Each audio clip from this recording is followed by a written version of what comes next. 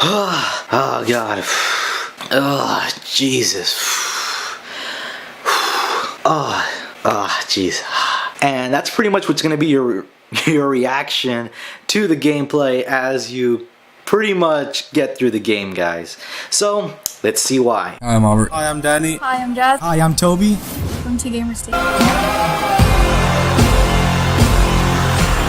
Doom. Now I do have one question right out the gate, and is this game a continuation of the old series, or is this a rebooted series? You know, just throwing it out there because I have no idea. So let's talk about Doom, guys. I gotta say, didn't play the old Dooms. I did kind of play a little bit of Part 3, which to me was a very scary, very intense game. And this game, I'm gonna just mention, I'm just gonna, like, since I actually, you know, have it right here, yeah, I'm just gonna read what it says in the back of it, okay? Its main points are pretty much an intense single player game, brutally fast, destructive guns and upgrades, and relentless demons. And its big headline on the back of it, it's pretty much fight like hell. And I agree with all those points there.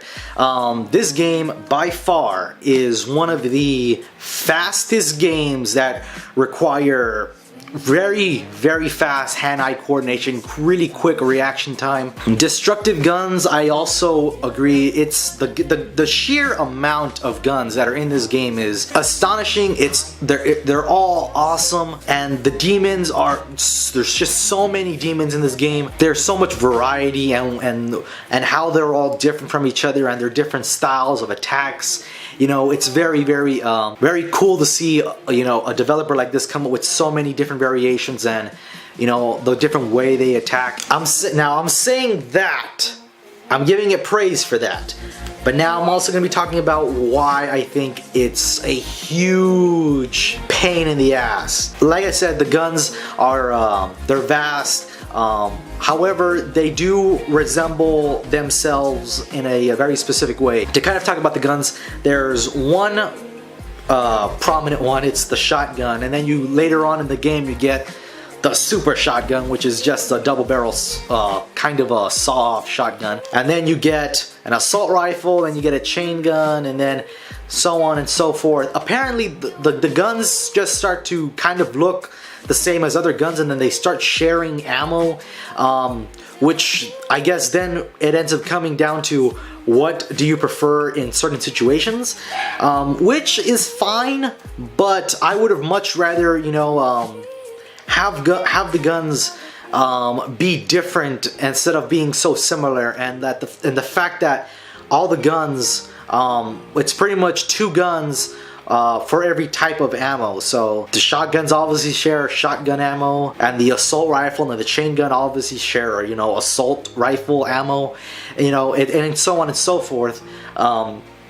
Which to me, I would have rather had, you know, some other different variants. But it's alright, I guess. Now, talking about the demons themselves, I already touched on it. I've already touched on it. They're vast, and they are all they're all very cool and interesting. Now, I'm going to be talking about the storyline. And the storyline it's not complex, it's very simple. The way I've interpreted it, it's like they came up with a story that's about this size, and they blew it up to the size of a full-fledged game, because at the end of the day, it's a very simple story to get your head around. All it is you are a Doom Marine, pretty much awakened from your sleep. Hell is spilling onto Mars, and your job is to kill every freaking demon you see, and to pretty much close the door that is letting all the demons in. You know, fairly simple, and it's not that complicated. Again, but it's very simple though. And there is no character development. You don't really know who your character is. They do refer to your character as the Doom Marine. So that is all you really get from your character. So now let's talk about what I found at fault with this game. This game is very fast, and it's very relentless. But what I found as a big letdown for this game is that it is nothing but a shoot 'em up horde gallery simulator, and here's the thing. I would have liked that if it threw it in 4 times throughout the entire game, 5 times, you know, just to kind of keep the game and the player honest. But that is not the case. When it is rinse and repeat, and every turn you make in the game, and it's just the same thing over and over, and just more demons, and you have more weapons so you can kill them in different ways, and it doesn't become fun anymore. You know, the best way I can describe that feeling to you guys is, for those of you guys who played the Arkham Knight, and you finally got a chance to play the Batmobile, and then it was just a rinse and repeat thing where there were just so many missions of you in the Batmobile just shooting up tanks, and that's exactly what this game feels like.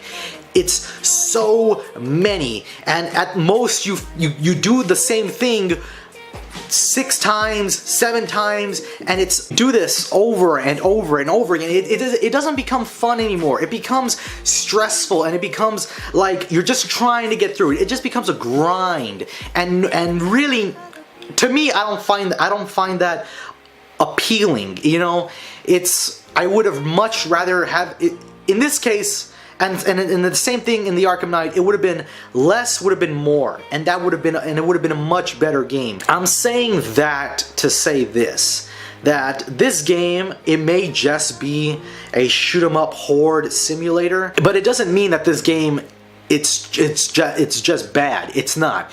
It's a very average game, or no, I would give it a slightly above average feel, because that's what it is.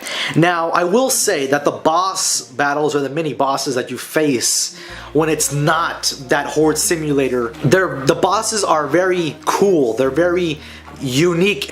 However, you don't face that many bosses. I think you may face, 4. I think that's what the most, or mini bosses you face about maybe 3 or 4, and then the main boss at the end of the game, there's a lot leading up to. I mean, you go to hell towards the end of the game. You are grinding through endless amounts of these horde simulator modes.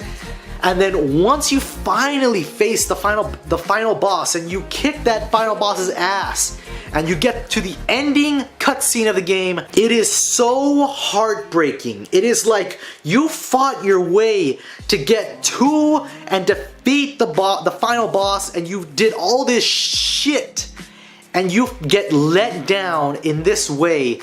It is frustrating, and I understand what they're trying to do. But many other games have been successful in not letting the player down, not feeling like you just went through all this crap and it's like you didn't do anything. Other games that are much better at doing this, such as Dead Space, barring Dead Space 3, which was not that great, but Dead Space 1 and 2 did it far better. And in this game, even though when I first was playing it, I did feel nervous playing it. I felt a little bit intimidated, and a little bit of anxiety, and a slight bit of excitement to see how the game was going to play out. And after, I want to say, a quarter of the way through, I was no longer feeling that. I felt like, alright, I kind of know what to expect, and that's pretty much how you're going to be feeling throughout the majority of the game. Now, wrapping this whole thing up, guys, it does have some things going for it, but to me, it doesn't seem the asking price of $60. So I'm gonna have to give it a 7 out of 10, guys. It is a slightly above average game. It has some really nice, cool mechanics going on. But to me, it does not seem worth the asking price. So I would say wait on it, wait for it to drop down in price, and then I probably would recommend this game to you guys if you can handle the sheer adrenaline rush that you'll be getting and the stress of playing this game. It kind of is on par with the stress and the rageness that you're going to end up getting if you play it on a higher difficulty. It reminds me a little bit of Bloodborne in that sense, where you will sometimes die in stupid ways. Oh, and one thing I almost forgot to mention, I can't believe it just completely passed my mind. This game is way too damn dark. I mean, you cannot see a single thing in front of your face. I mean, I understand this game is trying to go for that ominous, dark presence and essence that it's trying to do, but like I said, at least Dead Space gave you freaking a flashlight to see. This game, you can't see a damn thing. I will not even joke about this. There was an enemy right in front of my face, and it took me 10 seconds going back and forth, and I was trying to debate whether or not if there was an actual enemy in front of me.